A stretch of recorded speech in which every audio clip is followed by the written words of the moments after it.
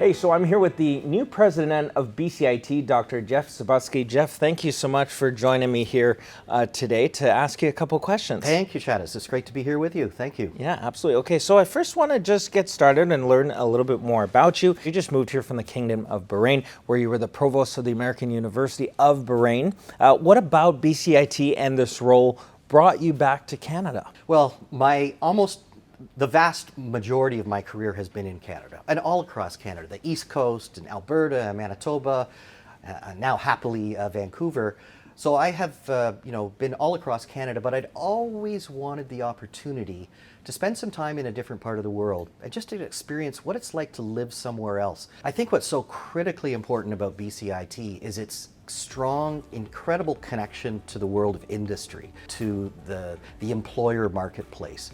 And I think that's what ensures that BCIT is always relevant. But that doesn't happen by chance. You don't just become good and stay good. You have to constantly be evolving and changing. And that only comes if you're plugged into the marketplace. What do the employers actually need? What skills is a student going to need to have to hit the ground running, to make a contribution to the employer on day one? And I think that's the magic of a place like BCIT, is the relevance. And so many of the faculty, they come from a place where they have been practitioners. They've built a skill set. They still have their connections, often to industry. And I think that kind of mix is what the magic of BCIT is all about. And that's why I'm so jazzed about being here. When I first arrived in Bahrain, I was the president of the Bahrain Polytechnic. Very similar kind of institution to those that I'd worked at elsewhere. And then most recently, as you mentioned, I was the provost at the American University of Bahrain. It's a private institution, so it kind of gave me a different twist on higher education, a different look about things. But really what draws me back is to come back to Canada, to come back closer to my children, to my first granddaughter, who I want to see grow up. So there's some real personal reasons to come back. But it was when I knew that the opportunity was to come back to a place such as this, I mean, how could I refuse? So I'm just so excited to be at BCIT and bring that experience from across Canada, but also that more kind of international, global mindset that I think is important in today's world where people are moving back and forth. And I think I've got some experiences that will be helpful here. So you've led numerous polytechnic institutions in Canada and overseas. As you mentioned, what excites you about the polytechnic education specifically? It's just that the practical focus, it's so purposeful. Students, when they come to a place like BCIT, they know why they're here.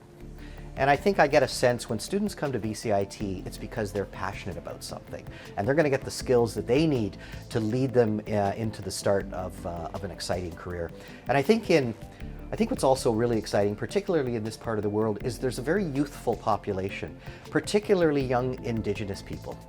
It is the youngest population in Canada, which is so positive in terms of the future for a place like British Columbia, for Vancouver, because there is that exuberant, youthful population that is keen on exciting lives, exciting careers. And that's just a real value add opportunity for an institution like BCIT. And so I'm really looking forward to working with the various communities that are here in the province and to seeing those young people be all that they can be. But beyond that, BCIT also serves people who are looking to change their lives, change their careers. So it's that nice mix of people who are young people coming from high school, just starting out.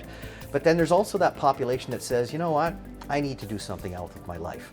And they might already have a family, they might have certain demands on themselves, but they're here, they're making a commitment, and BCIT is that springboard to that next big, exciting adventure for them.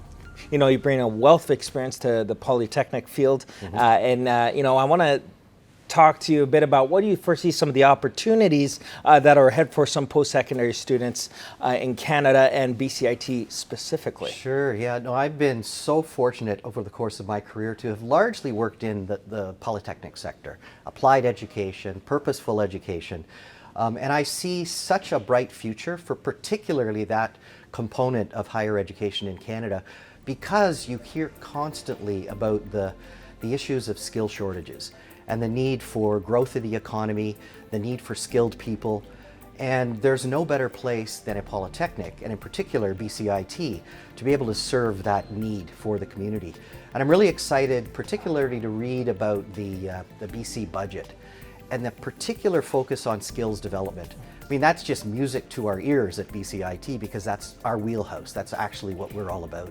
So I'm just really excited to join BCIT at this really special time. Yeah, awesome. Well, we're happy to have you here, that's for sure. Thank you. So you have a bachelor's degree in broadcasting journalism, a master's degree in distance education, and as well as a doctorate in education policy and studies. So, being a student myself, I want to know what kind of advice do you have to give in regards to learning? Yeah, well, I've been really fortunate to have gone through some really interesting formal forms of education. I started out as a young person wanting to work my way into journalism, and hence I took journalism. I worked in that field for a while, but it was a broadcaster that kind of had an educational mandate, and that kind of got me into the world of education. And that's where I found my home, the opportunity to work in higher education and see just this transformative nature of education and what it means to people and their lives and the lives of their families. It's just such a fulfilling place to be. But I would say that while formal education is important, of course, we're at BCIT, that's what it's all about, that in today's world, you never stop learning. So, my advice to people is really, don't presume that you're going to go learn for a while at some place and then stop and then you're set for life. Things are changing so quickly in terms of skills evolution, economic growth and development. You're constantly going to have to reinvent yourself. So my advice to people is that you're going to be on a journey of learning through your entire life. And so always consider that next opportunity as your great next learning challenge because it's going to serve you well and it's going to build for you a fulfilling life.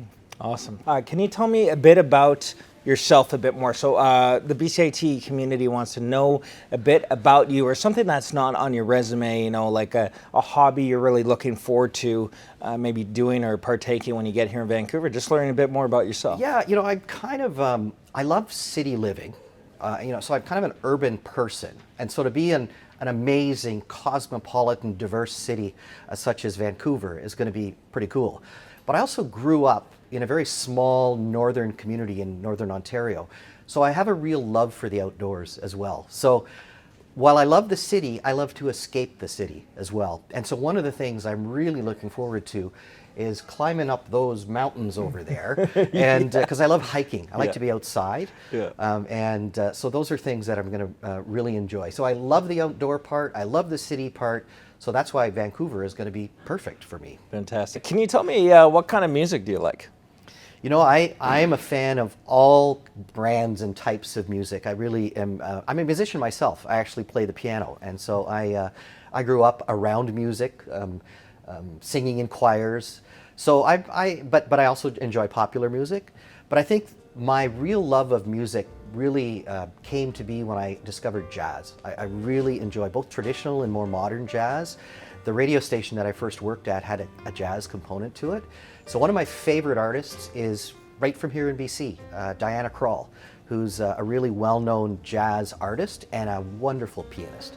So she's someone who I really have a lot of time for. And so jazz music is cool because it just speaks to so many things and it's sort of survived the ages. And so I'm always got jazz on in the background. Nice. Dr. Zabudsky, I want to thank you so much for taking the time to talk to me today and welcome to BCIT. Thank you, Tchadas. It's been a real privilege and I'm excited to be here.